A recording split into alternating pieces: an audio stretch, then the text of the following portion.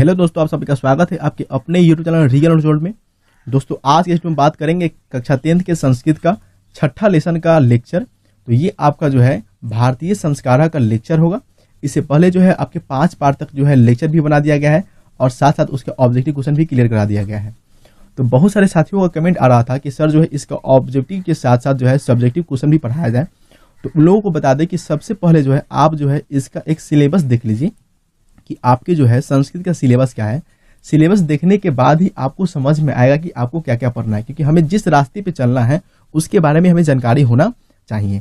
तो देखिए जैसे ये वीडियो समाप्त होगा वहां पे आपको एक सिलेबस का वीडियो आएगा, एक वीडियो का आइकन आएगा, वहां पे आप क्लिक करके जो है पूरा सिलेबस के बारे में जानकारी हासिल कर सकते हैं।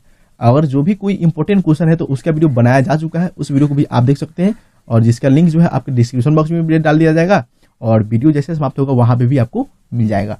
तो चलिए फ्रेंड्स वीडियो को स्टार्ट करते हैं। भारतीय संस्कार, तो हमारे संस्कार का जो है काफी महत्वपूर्ण योगदान रहा है और समय समय पर जो है इसकी महानता जो है हम सभी को दिखाई देती है। लेकिन जो आजकल जो है इस संस्कार का जो उपयोग है वह बहुत ही छोटा रूप में हो रहा है। संस्कार से जो है व्यक्तित्व जो है निखरता है, संस्कार के द्वारा ही जो है व्यक्ति जो है आगे बढ़ता है। विदेश में रहने वाले भी जो है संस्कार के बारे में जानना चाहते हैं, वह अपने संस्कार के बारे में जानना चाहते हैं। तो इसीलिए जो है इस पाठ में संस्कार का एक छोटा सा परिचय आपको दिया गया है, जिसे आप जान सकते हैं कि अपना संस्कार जो है क्या है और भारत का संस्कार मूल रूप क्या है। देखिए, भारतीय जीवने प्राचीन कालता संस्कार महत्वधार्यम। भारतीय जीवन में प्राचीन समय से ही संस्कारों का महत्वपूर्ण रूप रहा है। प्राचीन संस्कृति अभिज्ञानम संस्कारेभ्यो जायते, और प्राचीन जो संस्कृत है वह संस्कारों के द्वारा ही जाना जाता है। जो हमारा संस्कार है वह प्राचीन संस्कृतियों के द्वारा ही जाना जाता है। अत्र ऋषि नाम कल्पना आसीत, यहाँ जो है ऋषियों का मानना था कि यत जीवनस्य सर्वेषु मुख्य व अवसरेषु वेद मंत्रा नाम पाठ, वरिष्ठ नाम आशीर्वाद, होम, परिवार सदस्य नाम सम्मेलनम च भवेत। यानी ऋषियों का मानना था कि जीवन के जितने भी मुख्य अवसर हो, जितने भी मुख्य काम हो, उसमें वेदों का जो है यानी वेद मंत्रों का पाठ होना चाहिए, वरिष्ठ यानी बुजुर्गों का जो है आशीर्वाद होना चाहिए, होम यानी हवन होना चाहिए और परिवार सदस्यों का जो है सम्मेलन होना चाहिए, मिलन होना चाहिए, सभी आपस में मिलन करें। ये ऋषियों का मानना था।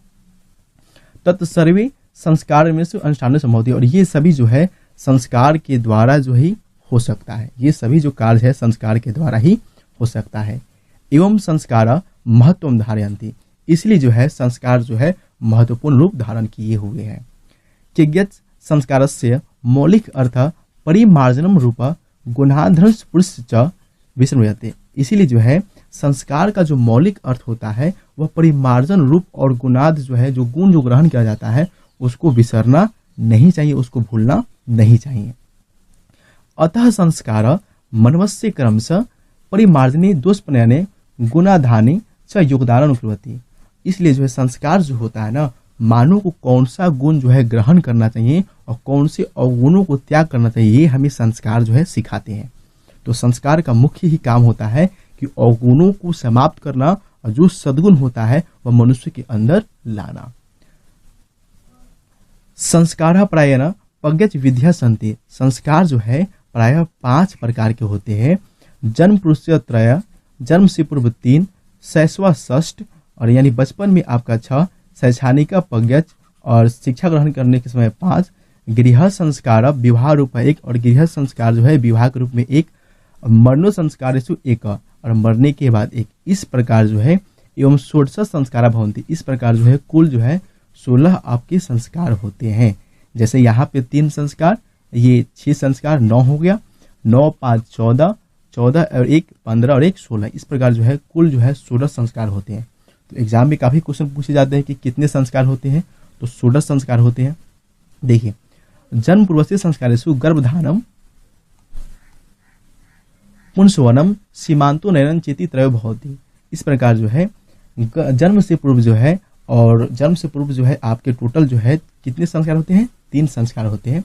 जिसमें अत्र क्या हो जाएगा, गर्भ रक्षा, गर्भस्य संस्कार रोपणम, गर्भास्य पर्सनल चेती प्रयोजनम कल्पित बस्ती, जिसमें जो है गर्भ की रक्षा किया जाए, जो गर्भ में संस्कार होता है उसको अपनाया जाए और साथ साथ जो गर्भवती है उसको प्रसन्न रखा जाए, ये भी जो है संस्कार के अंतर्गत ही आता है। शैशव संस्कारेषु, शैशव संस्कार में क्या क्या आता है देखिए, जात कर्म, नामकरणम, निष्क्रमणम, अन्न प्रशासनम, चूड़ाकर्म, कर्ण विधिश्चयति क्रमशु भवन्ति। और शैशव संस्कार में जात कर्म, नामकर्म, निष्क्रमण और अन्न प्रशासनम, चूड़ाकर्म, ये सभी जो है कार्य होते हैं। उसके बाद देखिए शिक्षा संस्कारेषु अक्षर आरंभ, शिक्षा संस्कार में क्या क्या होता है, तो अक्षर आरंभ, उपनयनम, वेदारंभ, किसान समावर्तनम चेति संस्कार प्रकल्पिता। तो शिक्षा संस्कार में जो है अक्षर आरंभ, उपनयनम, वेद आरंभ, किसान संस्कार और संवर्तन चेति जो संस्कार ये होते हैं। देखिए अक्षर आरंभे जो है अक्षर लेखनम, अंक लेखनम च शिशु प्रारंभते। और अक्षर लेखनम के अंतर्गत जो है जो बच्चे होते हैं वह अंक लिखते हैं और अक्षर सीखते हैं। ये आपके कौन सी अवस्था में, तो शिशु अवस्था में ये शुरुआत करते हैं। उपनयनम संस्कार अर्थ गुरुना शिष्य से स्वयं गृह नयनम भवति। और उपनयन संस्कार का जो अर्थ होता है गुरु के घर जाकर शिष्य का जो है क्या करना होता है, अध्ययन करना होता है। देखिए तत्र शिष्य शिक्षा नियमान पालयनम अध्ययनम करोति। जहाँ पे जो है शिष्य जो होते हैं शिक्षा के नियमों को पालन करके क्या करते हैं, शिक्षा ग्रहण करते हैं। ते नियम ब्रह्मचार्य वर्तते समिष्ट। और ये सभी जो नियम है वह ब्रह्मचार्य वर्त के अंतर्गत आते हैं। प्राचीन काले शिष्य ब्रह्मचारी इति कथ्यते सम। और प्राचीन काल में शिष्य को जो है ब्रह्मचारी ही कहा जाता था। आप सभी को ये याद होना चाहिए। गुरु गृह एवं शिष्य वेदा आरंभ करोति सम। गुरु के घर ही जो है, गुरु के समीप बैठकर ही जो है शिष्य जो है वेद आरंभ करते हैं, यानी वेदों को पढ़ना शुरू करते हैं। वेदानाम महत्वम प्राचीन शिक्षायाम उत्कृष्टा मान्यते सम। और जो है वेदों का जो है पढ़ना यानी वेदों पर में अध्ययन करना प्राचीन काल में काफी अच्छा माना जाता था, काफी उत्कृष्ट माना जाता था। किसान संस्कारे गुरु गृह एवं शिष्य से प्रथम क्षौर्म कर्म भवति। और किसान संस्कार जो है गुरु गृह और शिष्य के बीच जो है प्रथम जो है आपका कर्म संस्कार होता है, जिसको जो है अत्र गोदानम मुख्य कर्म, जिसमें जो है मुख्य काम जो है गोदानम होता है। अत्र साहित्य ग्रंथेषु अस्य नामांतरम गोदानम संस्कार रूपो लभ्यते। इसको ही जो है साहित्य ग्रंथों में गोदानम संस्कार के रूप में भी जाना जाता है। तो इसी को जो है गोदानम संस्कार के रूप में भी जाना जाता है। समावर्तन संस्कारेषु उद्देश्य शिष्य से गुरु गृह जीवन प्रवेश। और समावर्तन संस्कार का जो मुख्य उद्देश्य होता है शिक्षा समाप्त होने के बाद जो है जो गुरु के घर जो है क्या करना, गुरु के घर को त्याग करना और क्या करना, गृह जीवन में प्रवेश करना। इसका मुख्य उद्देश्य यही होता है। शिक्षा अवसाने गुरु शिष्यानाम उद्देश्य गुरु गृह प्रचति। और शिक्षा के समाप्त होने के बाद, शिक्षा वासने यानी शिक्षा समाप्त होने के बाद जो है गुरु शिष्यों को क्या करता है, उपदेश देते हैं। गुरु जो है शिष्यों को उपदेश देते हैं। और कैसे उपदेश देते हैं, तो देखिए उपदेशु प्रायण जीवन से धर्म प्रतिज्ञान दे, यानी कि जो है जीवन में हमें क्या क्या काम करना चाहिए, यानी मानव का क्या क्या गुण है उसके बारे में उपदेश देते हैं।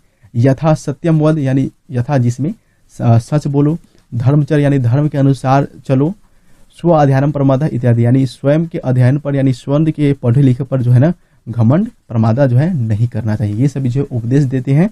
जैसे ही बच्चा जो है अपनी शिक्षा समाप्त कर लेता है और आगे बढ़ता है तो ये सभी जो उपदेश देते हैं गुरु देते हैं।